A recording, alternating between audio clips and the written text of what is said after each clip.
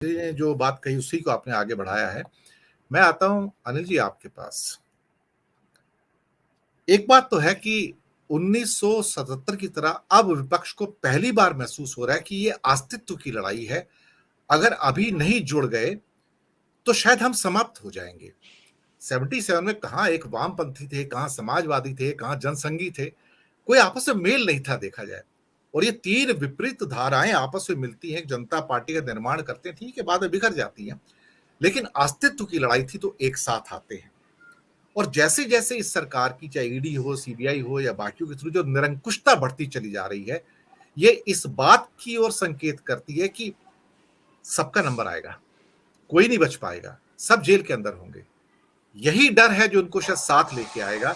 और मुझे लगता है कि इसी पृष्ठभूमि में नीतीश बाबू एक सूत्रधार का काम कर सकते हैं और कर्नाटका के जो रिजल्ट्स होंगे वो इस पे एक संजीवनी का काम करेंगे। अनिल जी। हाँ दिनेश जी, बिल्कुल ठीक कहा आपने कि देश अब ऐसे दौर से गुजर रहा है। मैं एक चिंतक लेखक का लेख पढ़ रहा था अभी, और वो लिखता है कि जो स्थिति है वो 1977 से भी ज्यादा गंभीर है। जब किसी पोस्टर लगाने वाले को आप गिरफ्तार कर लेते हैं कि आप क्यों पोस्टर लगा रहे हैं कि भाई छुट्टी करो, देश की कुर्सी को छोड़ दो, या आप को ये कह देता है कि देश का लोकतंत्र खतरे में है, तो आप उसको ट्रोल करना शुरू कर देते हैं, उसके साथ गाली गलौज शुरू हो जाती है, उसको पता नहीं क्या क्या कहा जाता है। और जितनी ऑटोनोमस इंस्टीट्यूट्स हैं वो बिल्कुल दंडवत हो गई हैं। तो ये स्थिति बहुत ज्यादा गंभीर है और 1977 से ज्यादा गंभीर है, क्योंकि अगर 2024 के बाद रिपीटिशन होता है तो संविधान में बहुत आमूल चूल परिवर्तन होने के आसार हैं, जिसका जिक्र धनंजय जी ने भी किया कि भाई शायद लोग उसको स्वीकार नहीं करेंगे, लेकिन उसके बावजूद भी वो बड़े से बड़े आमूल चूल परिवर्तन हो सकते हैं। तो उन सब स्थितियों को देखते हुए ये सिर्फ इसलिए नहीं कि ईडी से खतरा है, सीबीआई से खतरा है। अगर आपको आपके देश के लोकतंत्र को खतरा है, उसके जो संवैधानिक संस्थाएं हैं उनको खतरा है, तो उस खतरे को भी खत्म करने के लिए ये राजनीतिक दलों का एक कर्तव्य है कि वो निकल करके आए।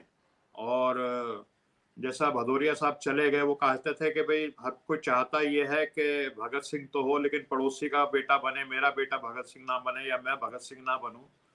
तो वो स्थिति नहीं होनी चाहिए। ये स्थिति ऐसी है, इसमें राजनीतिक दल ही नहीं, इसमें सिविल सोसाइटी और आम नागरिकों को भी बाहर निकल के आने का वक्त है। अब जहां तक पॉलिटिक्स की बात है, अगर आपको लगता है कि भाई ये जो सरकार है ये आर्थिक मोर्चे पे फेल है, गरीब अमीर का फर्क बढ़ रहा है, बेरोजगारी बढ़ रही है, क्रोनी कैपिटलिज्म है, देश के जितनी भी चीजें हैं वो चंद मुट्ठी भर उद्योगपति पूंजीपतियों को बेच दी जा रही हैं, और अब से सब चीजों का अगर आप रोकना चाहते हैं और मोदी जी, बीजेपी, आरएसएस की जो सरकार है इसको हटाना चाहते हैं, तो आपके पास क्या विकल्प है? 2014-2019 में हमने देखा, लोगों में बात होती थी जब मोदी जी की, तो लोग फिर काउंटर क्वेश्चन करते थे कि अगर मोदी जी नहीं तो कौन, क्या राहुल को ले आए? और उस समय राहुल जी की जो जो छवि जो क्रिएट कर दी गई थी सोशल मीडिया में, तो आम आदमी कहता नहीं नहीं नहीं, राहुल तो नहीं जी, तो फिर मोदी जी ही विकल्प है। तो ये स्थिति एक क्रिएट कर दी गई थी।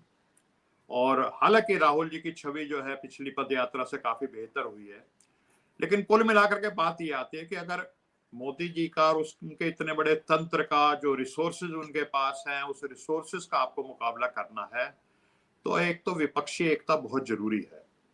और अभी 3 अप्रैल को हाल ही में डीएमके के जो नेता हैं एमके स्टालिन, जो तमिलनाडु के मुख्यमंत्री भी हैं, उनके इनिशिएटिव पे एक हाइब्रिड नेशनल कॉन्फ्रेंस हुई all India federation for social justice के बैनर में, और उसमें ये सोशल जस्टिस के मुद्दे उठाए गए, जिसमें कास्ट सेंसस वगैरह एक प्रमुख मुद्दा रहा। और उसमें 19 पॉलिटिकल पार्टीज, डीएमके से लेकर के आपके जो झारखंड के मुख्यमंत्री हेमंत सोरेन, राजस्थान के मुख्यमंत्री अशोक गहलोत, आपके डिप्टी सीएम बिहार के Tejashwi, Akhilesh leader of opposition, D Raja sahab, Sitaram Yechury, आपका आम आदमी पार्टी के संजय सिंह, यानी फारूक अब्दुल्ला साहब, 19 राजनीतिक दलों के जो प्रतिनिधि थे उसमें वो शामिल हुए और उन्होंने ये जो इश्यूज हैं कास्ट सेंसस वगैरह का, उसका समर्थन किया और उन्होंने कहा कि इसी मुद्दे के ऊपर विपक्षी एकता भी होनी चाहिए और इन्हीं मुद्दों को लेकर के हमें मोदी जी के मुकाबले में जाना चाहिए। तो ये कवायद चल रही है। अब है क्या कि जो कमजोरी है भारतीय जनता पार्टी की, उन्होंने एक ओबीसी कह करके नरेंद्र मोदी जी को आगे रख करके चुनाव लड़ा और ओबीसी जिसकी 52% आबादी मानी जाती है, 52% ऑफ इंडियन पॉपुलेशन, जो सबसे बड़ी आबादी है, एससी एसटी जनरल अगर डिवीजन करके देखें तो उसके ज्यादातर वोट मोदी जी लेकर के जाते हैं। उत्तर प्रदेश में भी जो नॉन यादव ओबीसी है वो भारतीय जनता पार्टी मोदी जी को मिलता है, और मध्य प्रदेश, तमाम राजस्थान, हरियाणा, जितने भी ज्यादातर जो प्रदेश है उसमें मुख्यतः जो ओबीसी वोट है वो भारतीय जनता पार्टी को जाता है। अब वो उस चंक में अगर आपको डेंट मारना है, उस वोट बैंक को अगर आपने तोड़ना है, तो आप कितना भी हिंडनबर्ग अदानी करते रहिए, उस वोट बैंक तक वो बात नहीं जानती। उस वोट बैंक को किस पे जोड़ रखा है आपने जोड़ रखा है एक नफरत पे, कि एक समुदाय है उसकी आबादी बढ़ती जा रही है और वो समुदाय कल को आपके घरों में भी घुस सकता है। उस नफरत की बिना पे आपने उसको जोड़ रखा है। लेकिन जब आप उसको कुछ दे नहीं रहे, 2020 में राम जन्मभूमि का न्यास बना और उसमें जो 9 ट्रस्टी बनाए गए, एक उसमें शेड्यूल कास्ट का ट्रस्टी था, बाकी 8 ट्रस्टी जो थे वो एक ही जाति के थे।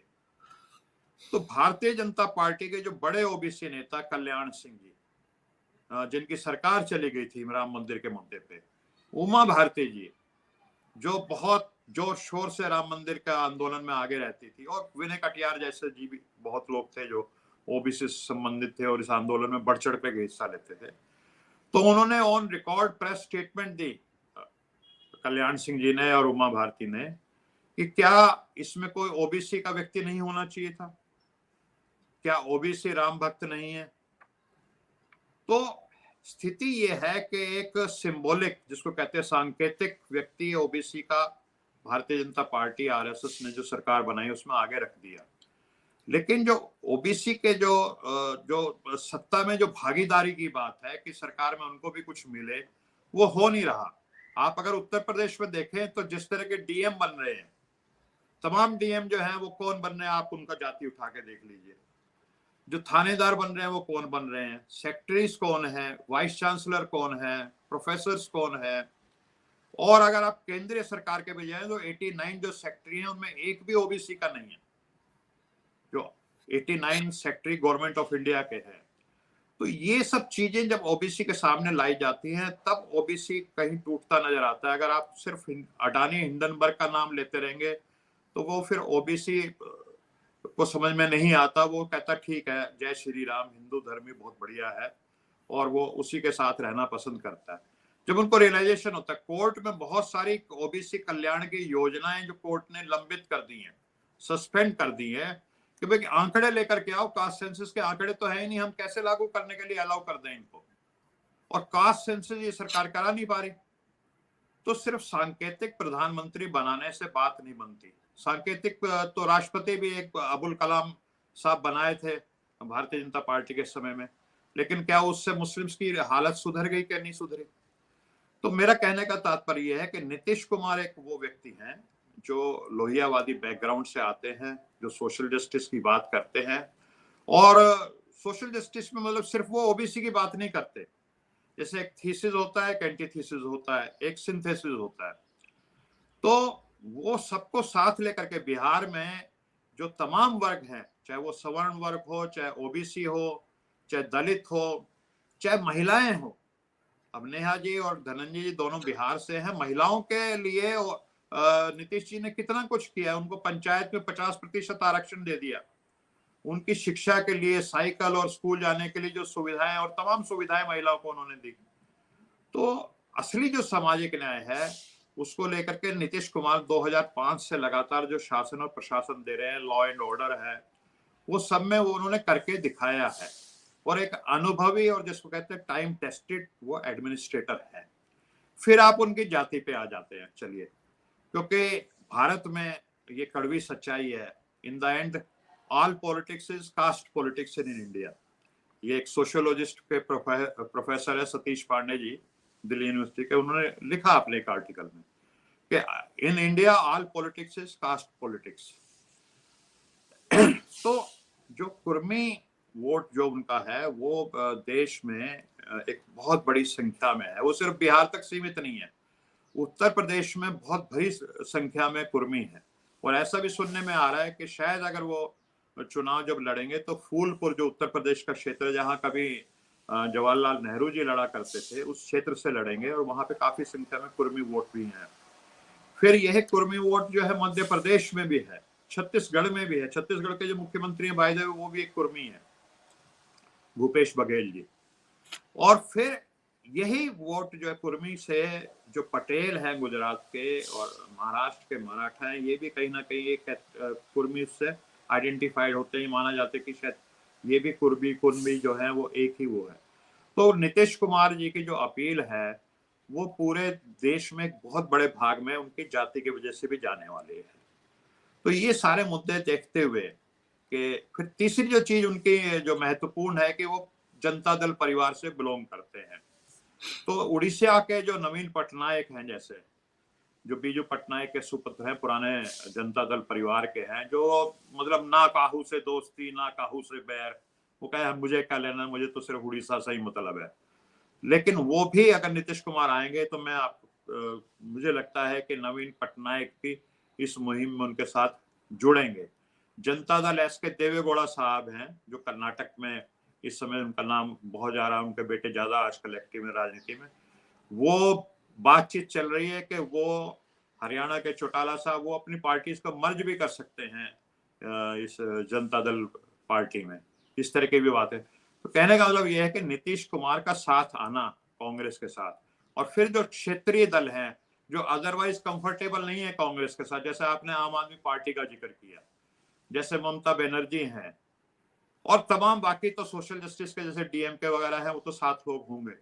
तो एक बहुत बड़ा जिसको कहते हैं कि ये फ्रंट बनेगा, और ये फ्रंट मोदी जी का जो जगरनॉट है उसको रोकने में कामयाब होगा, मुझे ये लगता है। दिनेश जी। जी।